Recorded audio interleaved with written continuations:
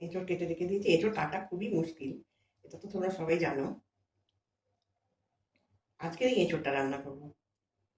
গ্যাসে কড়া বসিয়ে দিয়েছি, এবার আমি তেল দেবো ওতে।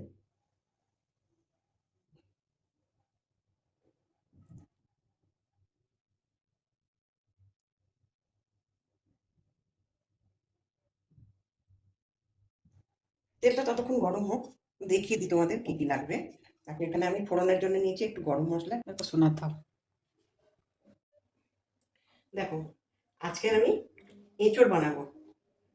এঁচড় তোমরা সবাই হয়তো ভালোবাসো, হয়তো অনেকে পছন্দ করো না, এমনও আছে অনেকেই। যাই হোক, আজকে আমি এঁচড় বানাবো। আর এই যে এঁচড়টাকে কেটে রেখে দিয়েছি। আর দাঁড়া তোমাদের দেখিয়ে দিই আর কি কি লাগবে। এই দেখো, আমি ফোড়নের জন্য একটু গরম মশলা নিয়েছি, একটু হলুদ, একটুখানি 1 চামচের মতো ধনে আছে, আর নুন তার দরকার মতো। আর আলুটা আমি একটু ভাপিয়ে নিয়েছি। এখানে মশলা বেটেছি, আদা, রসুন, কাঁচা লঙ্কা, একটা টমেটো, আর 1 চামচ জিরে, তার সাথে আছে একটু গোলমরিচ, আর এই যে দুটো মাঝারি সাইজের পেঁয়াজ কাটা আছে, একটু কাঁচা লঙ্কা, এই আমার লাগবে। আমি এখন আলুটা ভাজবো। 3 চামচ তেল আমি দিয়ে দেবো, একটুখানি এর মধ্যে হলুদ দেবো।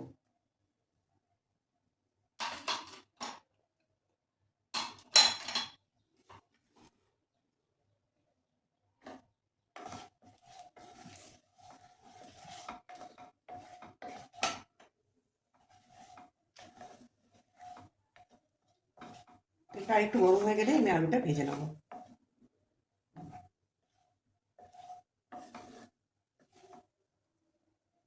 তেল গরম হয়ে গেছে, আলুটা দিয়ে দেবো।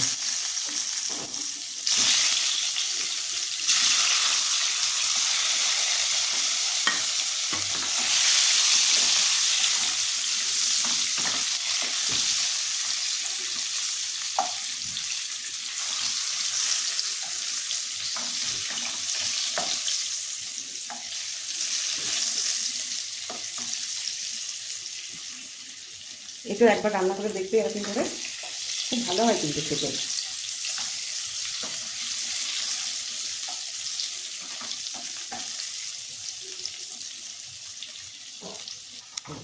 আলুগুলো আমার কিন্তু ভাজা হয়ে গেছে, এবার আমি আলুগুলোকে তুলে নেবো।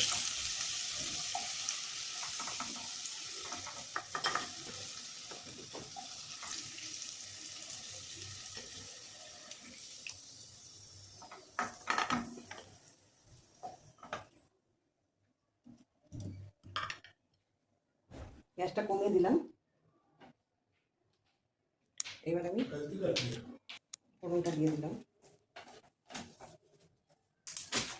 তেজপাতাটা ছেড়ে দিয়ে দিলাম, একটু জিরে দিলাম।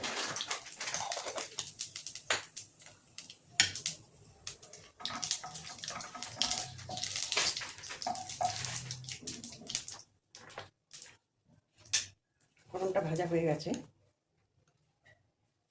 আমি মশলাটা দিয়ে দিলাম।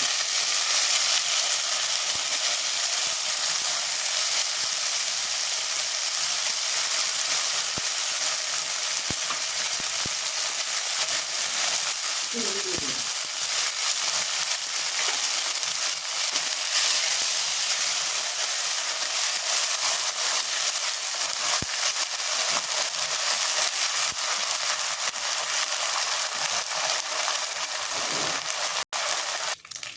মশলাটা ভেজে দিয়েছি আমি, এবার আমি পেঁয়াজটা দেবো। আমার পেঁয়াজটা আগে ভাজা দরকার ছিল,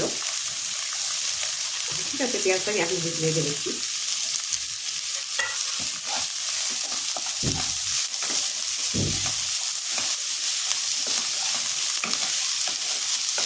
পেঁয়াজটা একটু লাল লাল করে ভাজতে হবে, এটা যতক্ষণ না ভাজা হচ্ছে, লাল লাল হওয়ার পরে আমি আবার আগেকার প্রসেস শুরু করবো।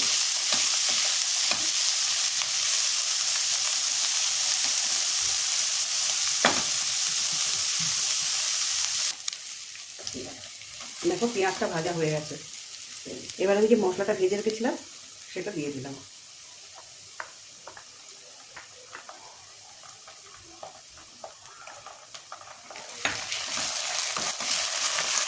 তোমরা আমার মতো আগে মশলাটা ভেজে দিই, পেঁয়াজটা ভেজে তারপরে মশলাটা ভাজবে।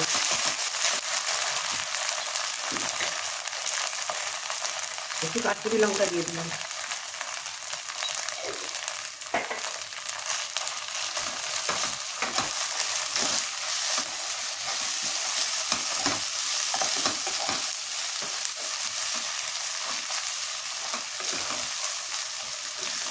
মশলাটা যখন বেটেছিলাম তখন কিন্তু এর মধ্যে একটা বড় টমেটো দিয়েছিলাম।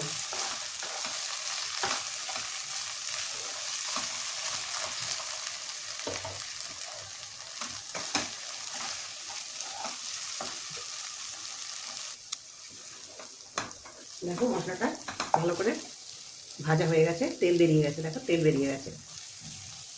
এবার আমি সেদ্ধ করে রাখা এঁচোড়টা, এটা আমি অল্প করে সেদ্ধ করে রেখেছিলাম, সেটা দিয়ে দিলাম।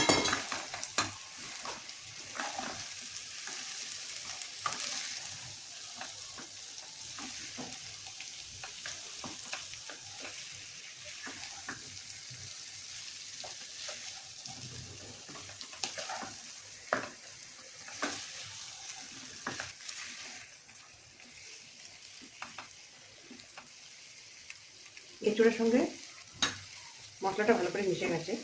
এবার আমি নুন দিয়ে দেবো। নুন আমি যখন পেঁয়াজ ভাজছিলাম তখনও আমি কিছুটা নুন দিয়েছি।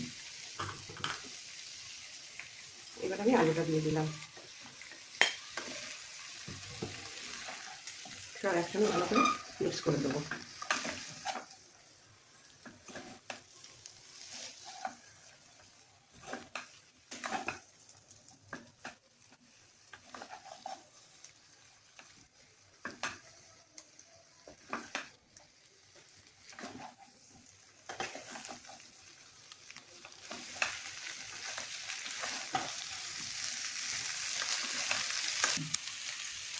দেখো মশলাটা খুব ভালো করে কষা হয়ে গেছে, দেখে বুঝতে পারছো তো, খুব ভালো করে কষা হয়ে গেছে। এবার আমি এর মধ্যে একটু গরম জল দিয়ে দেবো।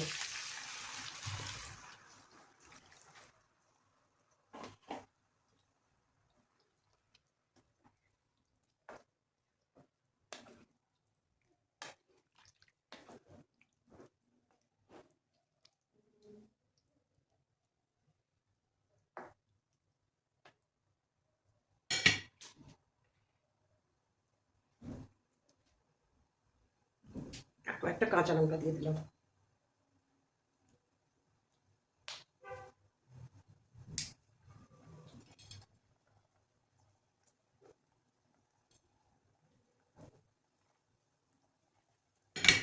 এবার দেবো একটু চিনি, হাফ চামচের মতো চিনি আছে।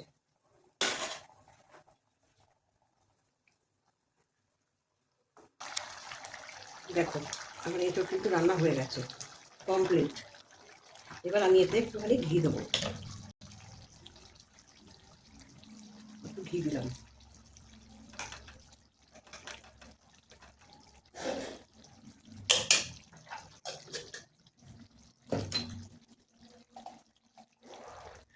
আর একটু গরম মশলা দিলাম।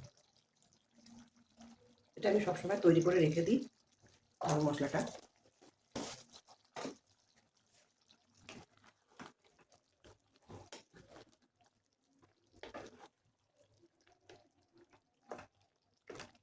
হয়ে গেল, এবার আমি গ্যাস বন্ধ করে দিলাম, বাস সার্ভ করে দেখাবো।